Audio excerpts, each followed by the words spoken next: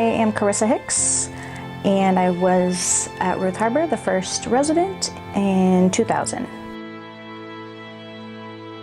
Even though I lived in Ruth Harbor for what seemed like a very short time or a fraction of my life, it was at the most important time of my life, and I'm so thankful to this day that for the house parents, these friendships with these girls that have lasted forever.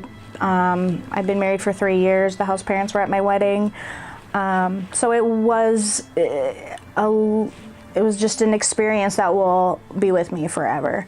And I'm so thankful that I had the support of them during my decision to place my child for adoption, and that's been its own wonderful experience and memory that has always been with me.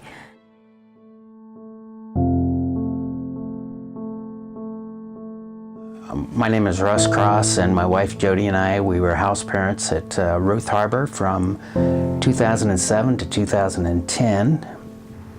During that time, some of the things that really stood out to me was the kind of environments that the girls come from, different backgrounds. Most of them had little family stability. Very few of them had dads that were involved in their lives. One of my favorite stories from being at Ruth Harbor was basically kind of the van time that we had with the girls, because I was able to, it was kind of like a captive audience. The girls would share things that they really wouldn't, maybe at the house. And so one of the girls, we still joke about that today, is the van time, and how they kind of get my dad talk during that time.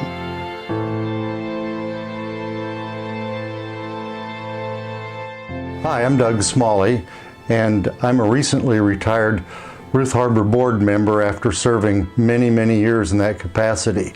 This has always been a special kind of area in my thinking, because during the time that I was in law practice, I handled many adoptions and saw the fruits of the labor of those people that chose life. Ruth Harbor is unique, however, because not only do they provide for the physical needs of the girls, but they provide for the spiritual and also the social needs of the girls.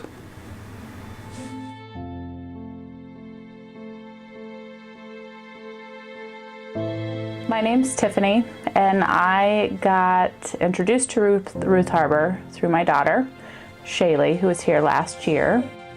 I'm Shaylee, and this is Gavin. And I lived here at Ruth while I was pregnant.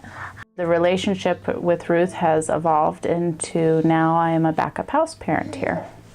Ruth Harbor is a necessity in this community. I feel like we step in, and this is how I felt as a mother for my daughter, is Ruth Harbor stepped in when we were in a difficult situation. I'm gonna try not to cry. And they just loved on her when it was hard for me to do that myself. So, and they are just here, and they really show Christ's love to these girls while they're here and after they've left. It's easy to say no. It's easy to say, don't have an abortion, don't do this, don't do that. But it's much more difficult to say yes to life. Yes, we will help you. Yes, we want to stand beside you.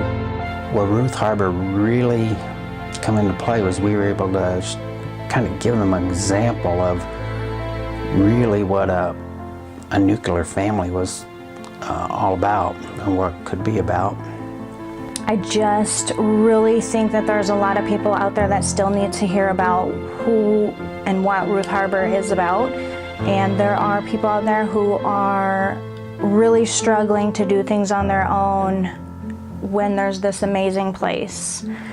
They're always there, and if you ever need to come back or you get in a situation where you need some help, you always have somebody to come and talk to. It feels like home here.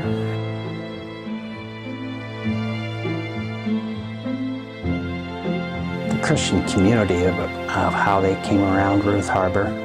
We had volunteers in here constantly, and the girls just noticed that all the time, was why would people give up their time and their money for me?